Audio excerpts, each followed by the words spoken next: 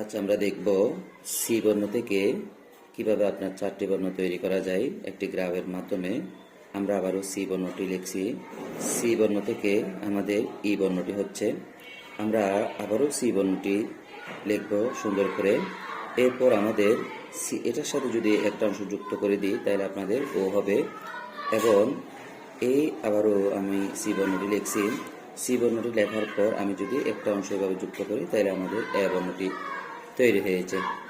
তাহলে এখান থেকে আবার এই অংশগুলো থেকে আবার এই অংশটা যদি আপনি করে দেন তাহলে এটা ডি হবে। এটা যদি বামে কপি করেন তাহলে আপনার এটা বি হবে।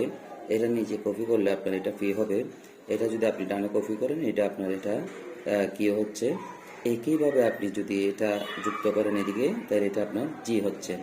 তাহলে আমরা যে বর্ণটি সি দেখেছি সেটা আমরা গ্রাফের মাধ্যমে দেখব কিভাবে আপনারা সুন্দর করে করলে আপনাদের বাচ্চাদেরকে আপনারা সুন্দর করে শিখাতে পারবেন এবং কোনো ধরনের ভুল ছাড়া।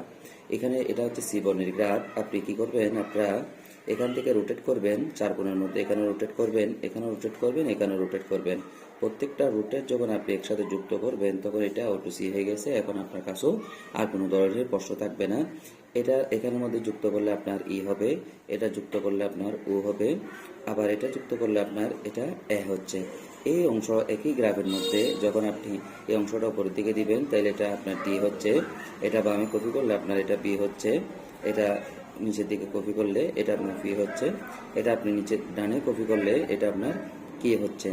পরবর্তী ভিডিওতে আমরা জি বর্ণের যে এই অংশটা এখানে গোলাকার হয়েছে এটা কিভাবে গোলাকার হয়েছে আমরা পরবর্তী গ্রাফের মাধ্যমে ইনশাআল্লাহ পরবর্তী ক্লাসে দেখব।